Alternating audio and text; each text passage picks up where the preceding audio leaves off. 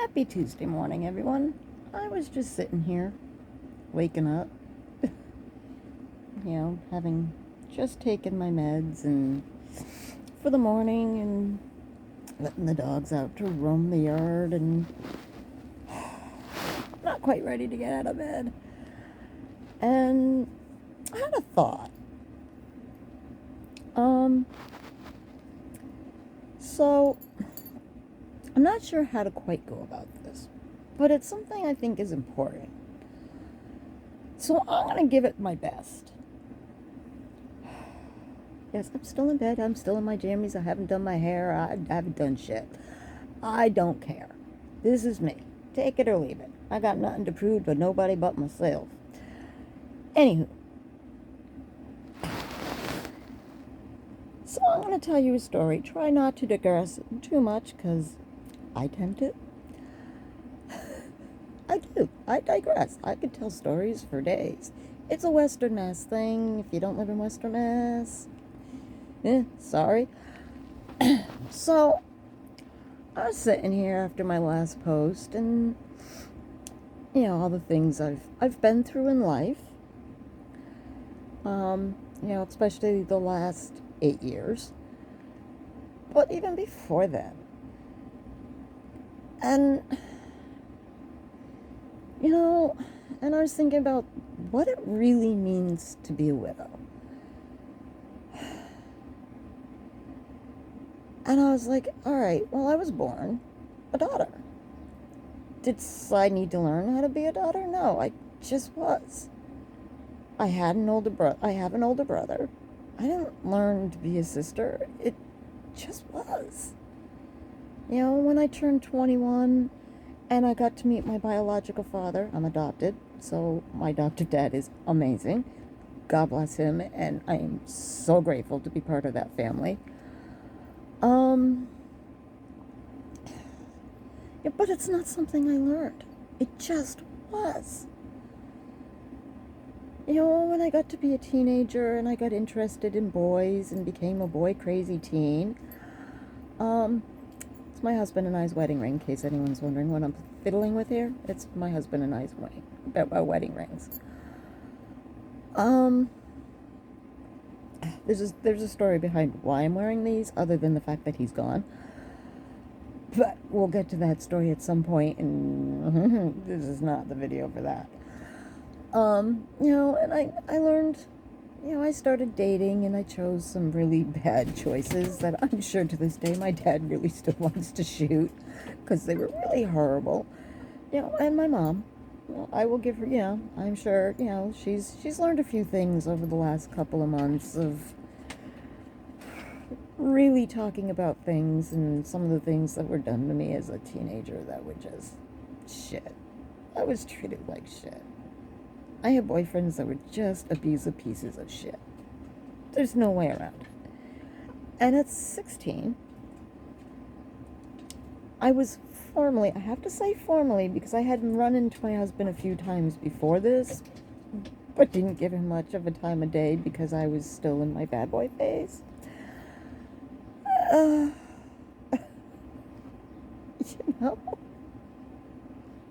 All girls go through one.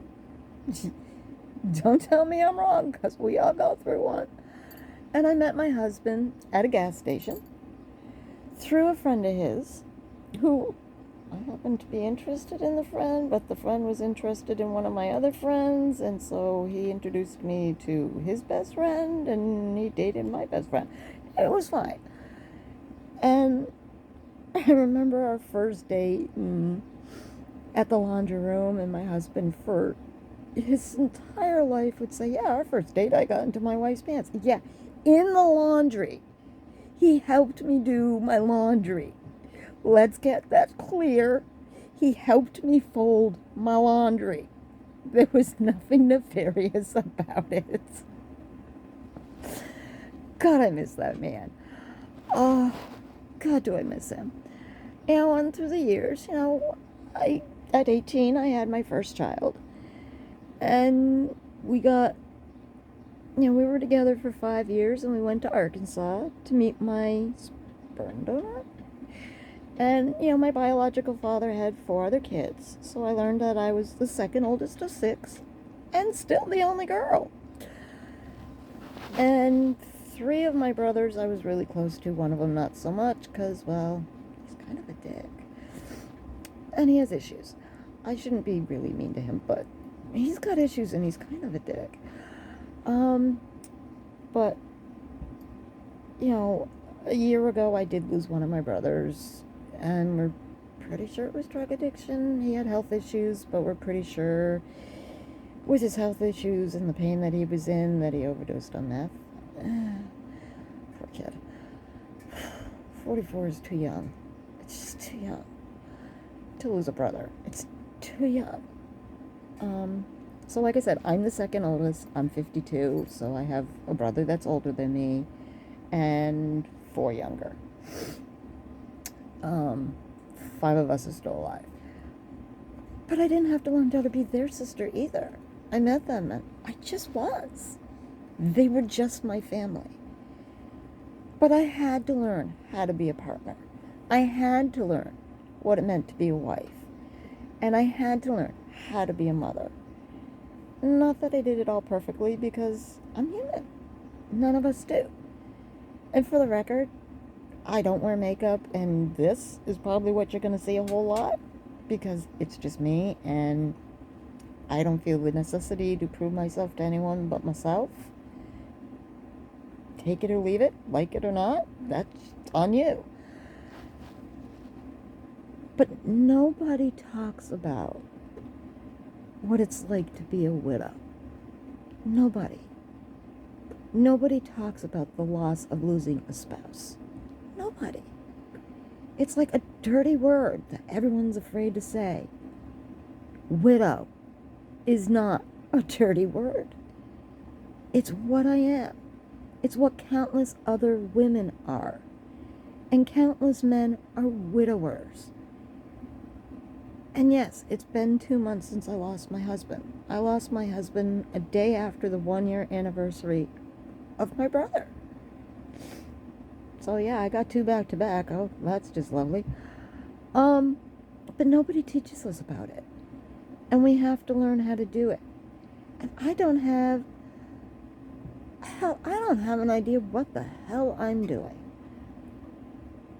But I want to raise awareness. I want to talk about the dirty word that everyone thinks is... I want to talk about the dirty word. Because it's not. It's who we are. I've had a couple of widows who said, they lost their husbands a year ago, or they lost their husbands 5 years ago, and it gets easy, or 11 years ago, and it gets easier. And I'm sure it does. Right now, it's not. Right now, I'm going to do this without crying. I swear to God, I'm going to do this without crying. I miss my husband. I miss my best friend. I miss my soulmate. It sucks. But I can't,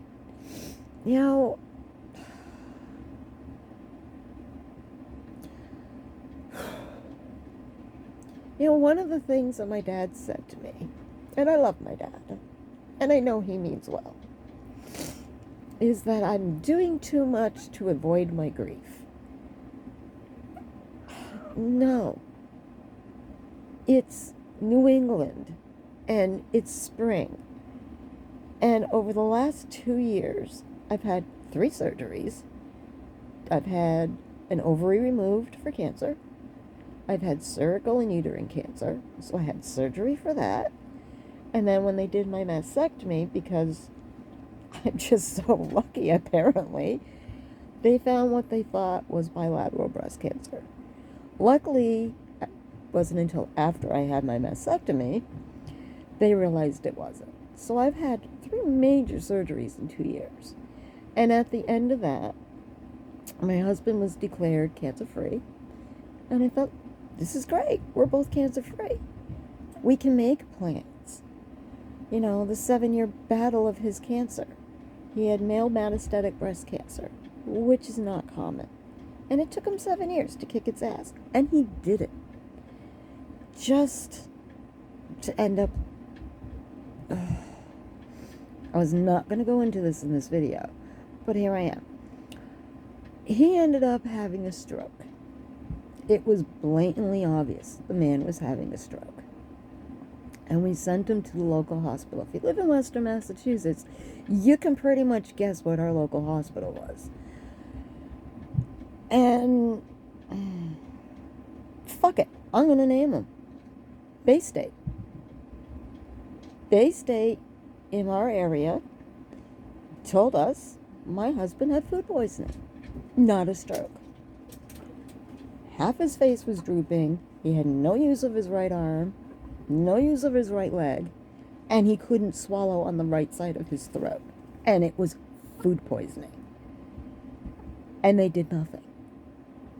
Absolutely nothing. So, after being in Baystate for a month, I found a rehab center. And I got him into the rehab center just to get him away from Baystate. And I found a rehab center out in the Worcester area. Because I wanted him away from Baystate. And God bless UMass.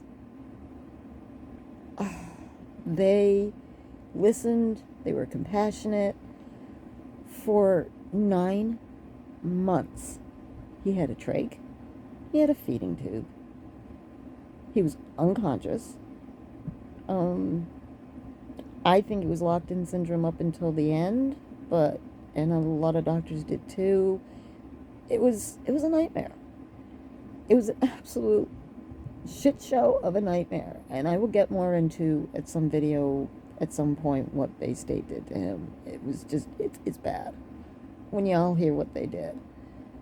I've tried to find an attorney, but because of his past history with cancer, his case is complicated and nobody will take it. But that's neither here nor there. Point of this video. I told you I might digress. There it is. Nobody teaches us how to be a widow. No one talks about us being a widow. You have the funeral. You have the well-wishers come to your house and say, oh, if you need anything, we're here, we'll stop by, blah, blah, blah, blah, blah, blah, blah. You know, and you can see the pity in their eye.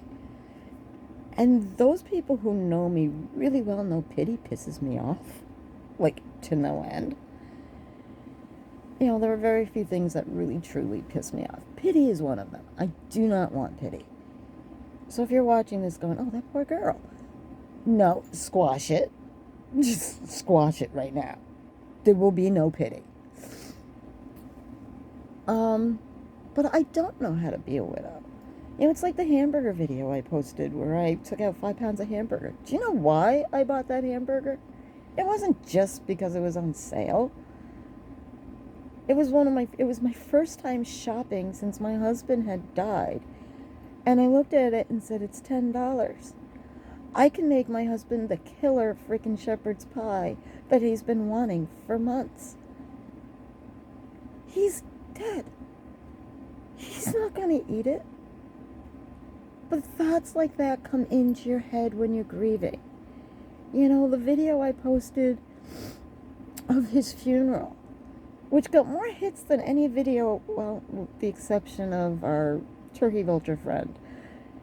It got more hits than any other video I've posted outside of our very injured turkey vulture friend that we rescued, who's up in I'm in Western Mass, and we have a rehab center, and Tom is amazing, and he takes really good care of her. And I'm really glad that we were able to find him and get her help. But those are my 2 highest videos. And I'm like, really? But I guess my point here is, I'm digressing like all over the place here. I'm sorry, stay with me, people. If you watch to the end of this, I promise it'll be worth it. My point here is that saying the word widow isn't a swear. It's not something to be ashamed of.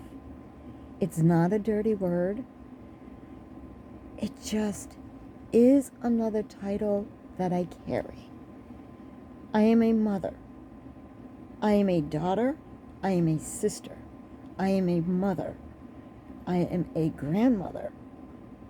At 52, I'm 52 years old, and the second oldest of 6 kids. Did I think this was going to happen right now? No. No, I did not think what was done to him was going to be done. I thought he was going to come home, that our life would be different, but he would be alive, he would be home, and in time he would learn how to do things. I honestly believed for 9 months he was going to come home.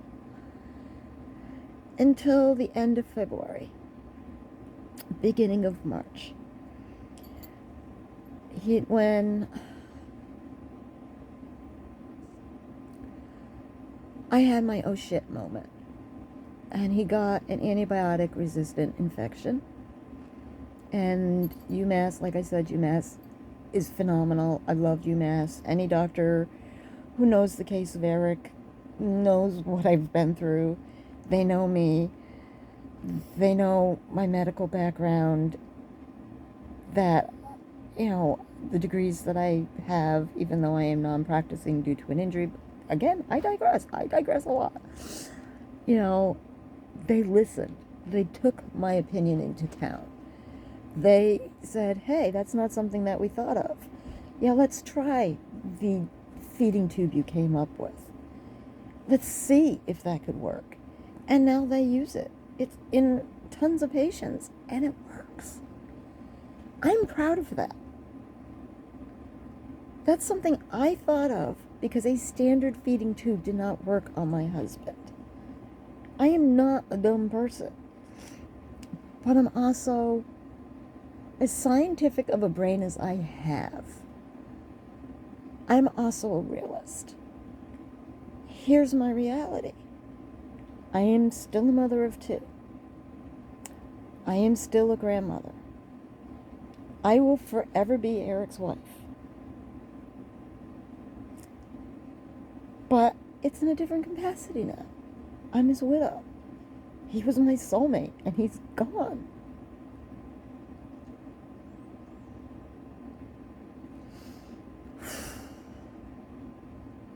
And it sucks, and it hurts, and I don't know what to do with it. And God bless my grief counselor, because that woman has her hands full with me. I am not somebody who sits on the sideline feeling sorry for herself.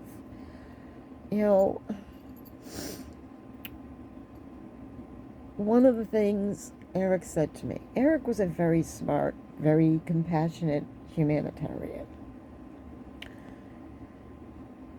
And one of the things he said to me, Jesus, I can do this. Come on, girl, you can do this. Was, don't ever let your fear hold you back. And you have nothing to prove to anyone but yourself, because you are perfect just as you are. And that's not something that I believed until I turned 40 and I faced my anxiety disorder. And I got help for it. And I didn't, and I got comfortable being uncomfortable. And I think part of being a widow, you kind of have to get comfortable with being uncomfortable. Just like you do with anxiety. It's always going to be there. And it starts out with us, if you picture a box with a big red button on the side of it. And inside that box is a beach ball. I'm a beach ball right now. I will own that. I am a ginormous beach ball. There is no room in that box to move. And things set me off, like cooking. I love to cook. Absolutely love to cook. Widow me struggles. I struggle with cooking.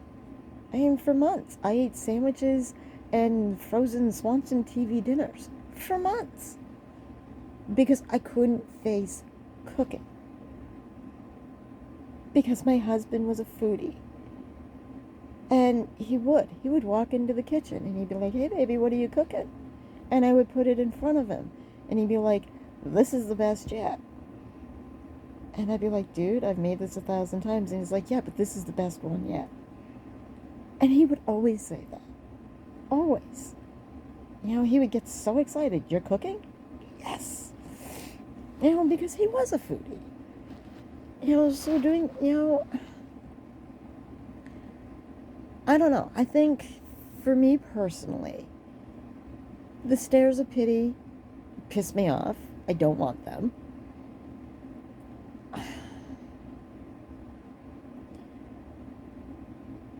What's the word I want to use? It's an enormous loss. And in a society that we live in, that is so... I'm going to get a little, tiny bit political a little bit about society. The society we currently live in is misogyny. It kind of always has been.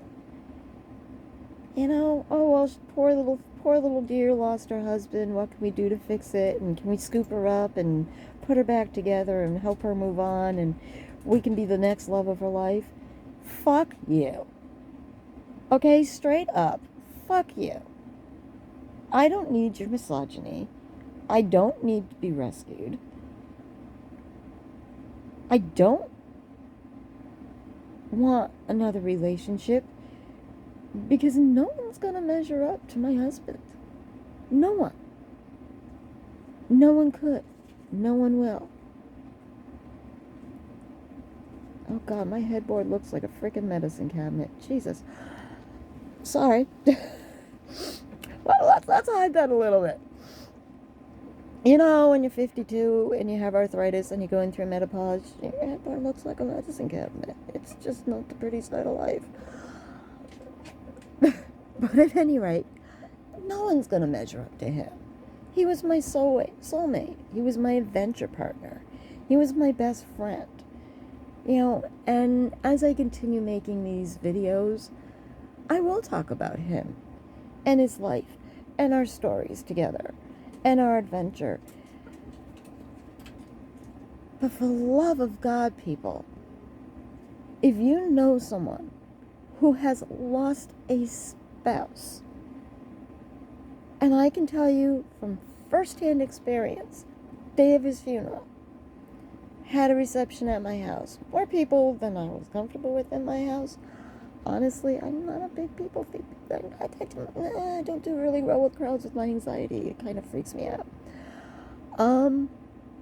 But I also, you know, and they're all like, "Oh, yeah, we'll be around and we'll help you and yada yada, blah blah blah, all the good wishes."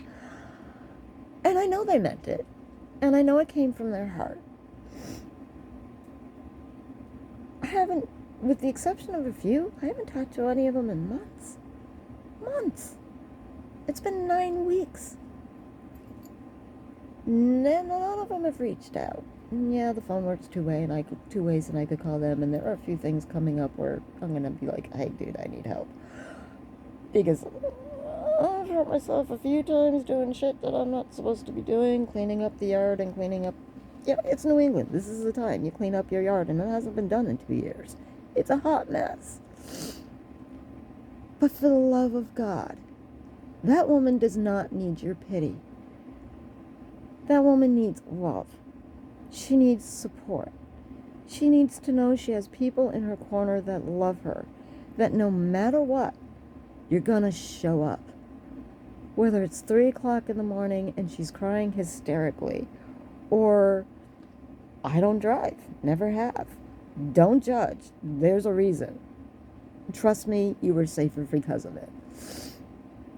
You know, but they show up and they'll do things like take me to doctor's appointments, or to the grocery store, or to get blood work, or to visit my husband's grave. Because they're my people. And they're the few that they've always shown up. And I am grateful for that sisterhood. Y'all know who you are. One of you follows me. You know who you are. And that's that sisterhood, that friendship, that respect, mutual respect for each other as women. I asked her to take pictures of my husband's funeral. The posts that I made with those pictures, and they're morbid. Yeah, they're morbid. Why did I ask her to take them? Two reasons. One, with the grief that I was going through, and it being one of the darkest days of my life, I knew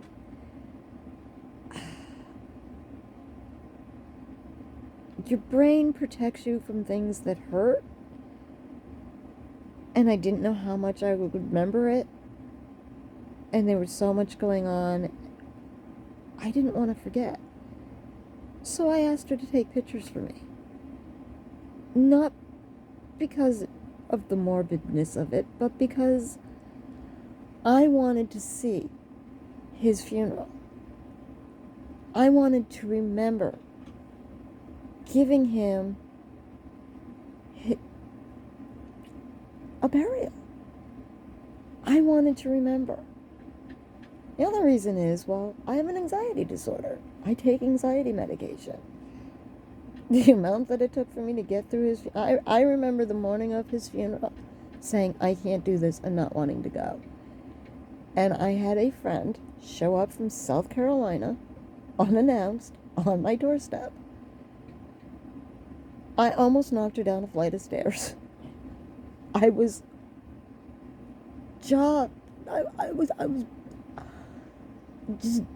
I couldn't believe she showed up just for his funeral. But she did, because she's my sister. And I had women surrounding me, holding me up, that to this day are still surrounding me, holding me up, because they are my sisters. They're not just friends. They're not just family. A couple of them actually are family. They are my sisters. It is a sisterhood. And if we do not embrace our sisterhood in a world full of misogyny, we as women are not going to make it. We as women are not going to be able to help each other through times like this. Because grief sucks. Losing a spouse at a young age, losing a spouse at any age, but especially when you're super young, sucks. And nobody talks about it. It's something we're supposed to shove down and keep inside of us, throw a smile on our face, and pretend that we're okay. Because that's what society expects of us. You know what I say to that? Fuck you, society. We are human beings. We are a sisterhood. And God damn it, we need to support each other. Because if we don't, no one else is going to. And that's sad reality. You know, I've looked at my grief. My poor therapist, I drive her nuts. I look at my grief in a very realistic way. Which is ridiculous, because there's nothing about grief that is normal. It comes in waves, and some days you're happy, some days you're sad, some days you're just pissed off, some days you're like, oh fuck, I can't believe this happened. I mean, there are so many emotions in grief. Sometimes it's 1, sometimes it's 5, sometimes it's 105. You never know. So looking at it in a realistic, pragmatic way, my therapist is like, oh,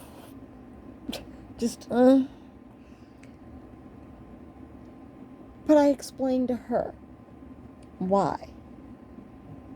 Do I have a time machine? Nope. Can I bring them back? Nope. That's reality. That's being pragmatic. That's being realistic. I look at my feelings. I feel them when I feel them. They are what they are. And I deal with it. And then I get my ass out of bed. And I go into the hot mess that is my yard. And I clean. And I fix it. You know, today's task, I'm working on my garden. It's just that simple. I'm going to take the plants that I went out with my cousin and I, who has been my ride or die since we were babies. I'm only a couple months older than her. So she's literally been my ride or die my entire life. And I am very grateful for her. And we went out yesterday plant shopping. And, you know, nobody had the herb plants that I wanted, so we ended up at the local store, grocery store. And I got the herbs that I wanted, and while I was there, I'm like, you know what? I need a few things. While I'm here, I'm going to get it done because I had a ride. And I took advantage of it. And we came home, and we had lunch, and we talked, and we had girl time. You know, we spent Valentine's Day together. Because, you know, sisterhood. Sisterhood, people. So, my point of making this channel is to, I go through this journey of grief, and I figure out what the title of widow means, what it truly means, how to navigate it, the ups, the downs, the ugly sides of it. I don't wear makeup. Shit, if there's a day that I don't take a shower, so be it. This is me, unfiltered. Just me. And a lot of people are going to look at that and go, And some people are going to look at that and go, yes, that's what I'm looking for. So, if you're grieving, if you've lost your spouse, you know, send me a DM. Let's talk. You know, let's break open